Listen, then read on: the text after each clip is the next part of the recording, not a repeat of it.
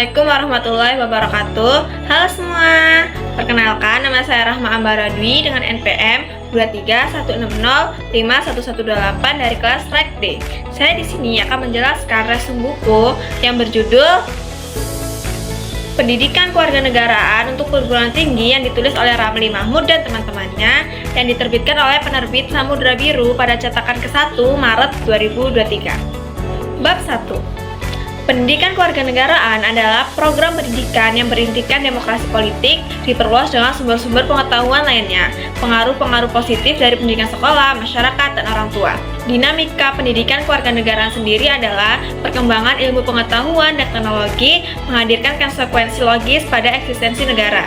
Dengan dinamika tersebut, terdapat banyak tantangan seperti adanya degradasi karakter anak bangsa hingga ancaman disintegrasi bangsa yang diakibatkan oleh pertentangan identitas antara anak bangsa serta ancaman yang bersifat kejahatan internasional. Bab 2. Identitas nasional. Menurut Kailan, identitas nasional pada hakikatnya merupakan manifestasi nilai-nilai budaya yang tumbuh dan berkembang dalam aspek kehidupan suatu bangsa dengan ciri-ciri khas. Dengan ciri khas tadi, suatu bangsa berbeda dengan bangsa lain dalam kehidupannya. Dalam bukunya, penulis menuliskan 6 faktor yang menyebabkan setiap bangsa memiliki identitas yang berbeda-beda. Penulis juga menuliskan dinamika dan tantangan identitas nasional yang diantaranya adalah yang pertama, Pancasila dijadikan sebagai kendaraan politik. Yang kedua, adanya liberalisme politik. Dan yang ketiga adalah lahirnya desentralisasi atau otonomi daerah. Bab 3. Integrasi nasional. Integrasi nasional adalah kesadaran kolektif warga negara atas perbedaan dan keberagaman. Di dalam bukunya, penulis menuliskan ada 5 jenis dalam memahami integrasi nasional dan yang menjadi penyebab terjadinya disintegrasi bangsa. Selain itu juga ada narkoba sebagai tantangan dan ancaman integrasi nasional. Terdapat 2 tantangan atau ancaman bagi integrasi nasional, yaitu ancaman militer dan non-militer. Ancaman militer adalah ancaman yang menggunakan kekuatan bersenjata yang terorganisasi yang dinilai mempunyai kemampuan yang membahayakan kedaulatan negara, keutuhan wilayah negara, dan keselamatan segenap bangsa, seperti agresi, spionase, sabotase, aksi teror bersenjata, dan lain-lain. Sementara itu, ancaman non-militer adalah ancaman yang tidak dapat dilihat secara fisik dan bentuk, seperti ancaman liberasi politik melalui demokrasi, intervensi ekonomi negara berkembang, dan lain-lain. Bab 4. Konstitusi. Konstitusi adalah hukum dasar dan dijadikan pegangan setiap warga negara dalam menjalankan tugas-tugas kenegaraannya. Eksistensi kedudukan konstitusi dalam negara mencakup pembatasan terhadap kekuasaan lembaga-lembaga tersebut, meliputi pembatasan kekuasaan yang meliputi isi kekuasaannya serta waktu berjalannya kekuasaan. Bab 5. Hak dan kewajiban negara dan warga negara. Negara sebagai alat untuk mengatur dan mengendalikan kekuasaan atas nama rakyat. Sedangkan warga negara ialah orang-orang bangsa Indonesia asli dan orang-orang bangsa lain yang disahkan oleh undang-undang sebagai warga negara. Dalam bukunya, penulis menuliskan hak dan kewajiban negara dan warga negara berdasarkan pasal-pasal, dan hak warga negara dengan pasal-pasalnya, serta kewajiban warga negara dengan pasal-pasalnya. Dalam bab ini juga, penulis menuliskan bagaimana narkoba dalam perspektif kewajiban negara serta hak dan kewajiban warga negara.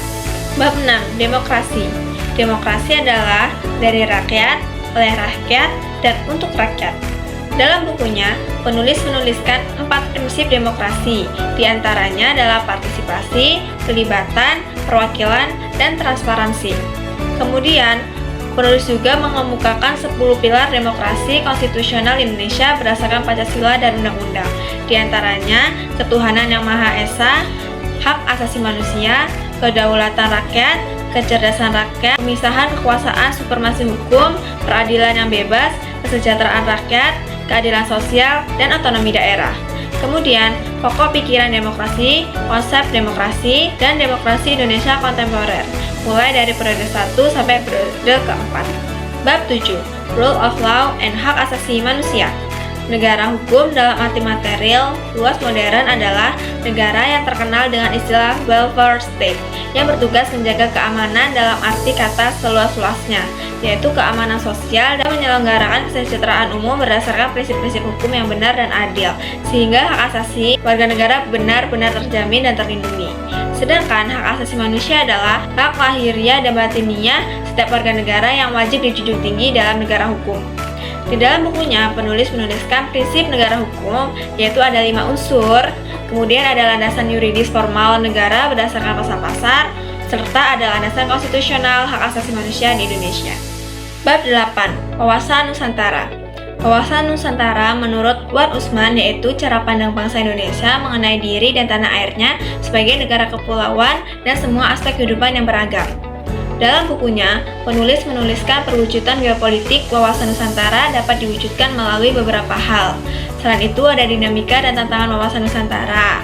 Penulis juga mengangkat konsep dari Fajar Trisakti yang menggolongkan 2 tantangan wawasan Nusantara, yaitu ada 1, pemberdayaan masyarakat, dan kedua adalah dunia tanpa batas dan perkembangan iptek. Bab 9. Ketahanan nasional dan bela negara. Ketahanan nasional adalah suatu kondisi di mana suatu negara yang berisi keuletan dan ketangguhan yang mengandung kemampuan mengembangkan kekuatan nasional dalam menghadapi dan mengatasi segala ancaman, gangguan, hambatan, dan tantangan lainnya. Penulis menggunakan pandangan klasik dari Morgenthau yang mengemukakan 2 indikator yang memberikan kekuatan bagi suatu negara. Konsepsi dan unsur ketahanan nasional Indonesia itu ada Astagatra. Selain itu ada tantangan ketahanan nasional serta bela negara, diantaranya adalah tantangan dalam mempertahankan kedaulatan menyangkut dengan kejahatan transnasional termasuk perdagangan manusia dan narkoba, timbulnya pemahaman khilafah yang sering merongrong identitas dan ideologi Pancasila, teoris, LGBT, dan lain sebagainya. 10 yaitu konsep, dampak, komitmen pencegahan dan pemberantasan narkoba di perguruan tinggi. Narkoba merupakan singkatan dari narkotika, psikotropika, dan bahan aktif lainnya. Dalam bukunya, penulis menuliskan bentuk dan jenis-jenis narkoba dari golongan 1 sampai golongan ketiga, faktor penyebab penyalahgunaan narkoba, dampak bahaya narkoba bagi kehidupan berbangsa, bagaimana modal penguatan anti narkoba di perguruan tinggi, metode P4GN di lingkungan di perguruan tinggi sebagai upaya pengurangan penggunaan narkoba. Sekian dari saya. Wassalamualaikum warahmatullahi wabarakatuh.